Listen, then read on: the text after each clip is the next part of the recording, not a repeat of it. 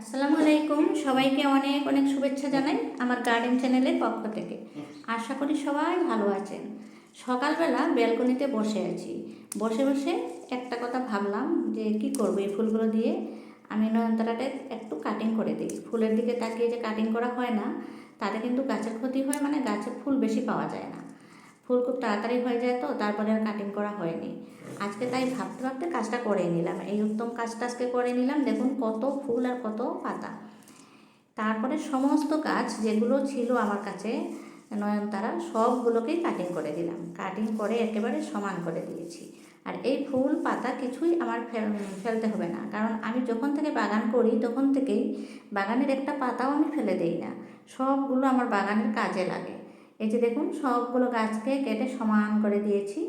তারপরে দেখবেন কত ব্রাঞ্চ বের হয় আর কত ফুল হয়, আপনাদের সাথে অবশ্যই শেয়ার করব। তারপরে আমি গাছগুলো কিছু যত্ন নেব, কিছু খাদ্য দেব। আর একটা ছোট্ট পলিথিন পেপার নিয়ে আমি এই ফুল আর পাতা উঠিয়ে নিচ্ছি, কারণ অল্প পরে আমি বাগানে যাব। সকালবেলা তো বাগানে যেতেই হয়, সবাই যায় এমন করেই, আপনারা জানেন। আর কিছু হারভেস্টিং থাকে প্রত্যেকদিন সকালে। আর যদি হারভেস্টিং নাও থাকে তাও আমি বাগান পরিষ্কার করি। আর কিছু ঘাস টাস এগুলো পরিষ্কার করি, সকালে বাগানটা ঝাঁট দিই। এগুলো কাজ আমার থাকে, কিন্তু রৌদ্র ওঠার আগে আগে করতে হয়। আজকে তো তা হচ্ছে না, আজকে রৌদ্র উঠেই গেছে। তবু বাগানে যাব, যদিও বেশি কাজ করতে না পারি, কিছু একটা করে তাড়াতাড়ি চলে আসবো। আর এই ফুল পাতা রেখে আসবো। তাই বন্ধুরা, আগেই বলে দিয়েছি আমার আজকের ভিডিওটা খুব ছোটো হবে, বেশি বড় করব না, আপনাদের মূল্যবান সময় আমি নষ্ট করব না। তারপরে দেখুন এই ব্যাগটা এভাবে করে রেডি করে দিয়ে রেখে দিলাম। অল্প পরে যেতে হবে আমাকে, এটা নিয়েই যাব। তারপরে আমার ব্যালকনির একটা ঝলক আমি দেখে নিই, সাথে আপনাদেরও দেখাই। এই যে গাছটা, এটা হচ্ছে নয়নতারা, গোলাপি কালারের। এটাও কাটিং করেছি, কিন্তু কাটিং করাটা আপনাদের দেখাইনি। তারপরে এই গাছটা হচ্ছে আমার ইনডোর, আর এটা আমি ঘরে রাখি। আর এখানে হচ্ছে এটা হ্যাঙ্গিংয়ে, দেখুন কত সুন্দর। আর স্পাইডার প্লান্টের একটা গুণ হচ্ছে, স্পাইডার প্লান্টটা দেখুন আমাকে পরিষ্কার করতে হবে। এখান থেকে উঠিয়ে স্পাইডার প্লান্ট আমি এখানে লাগিয়ে দিয়েছি। দেখুন কত সুন্দরভাবে গ্রো হয়েছে।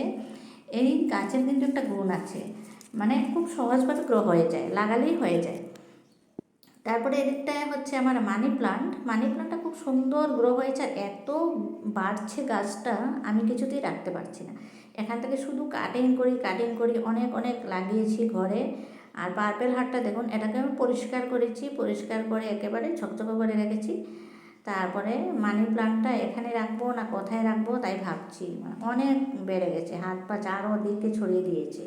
আর এদিকটায় হচ্ছে আমি সিঙ্গোনিয়ামটা লাগিয়েছি, জাস্ট নতুন করে লাগিয়েছি, তো চেহারাটা এখনও এত সুন্দর হয়নি।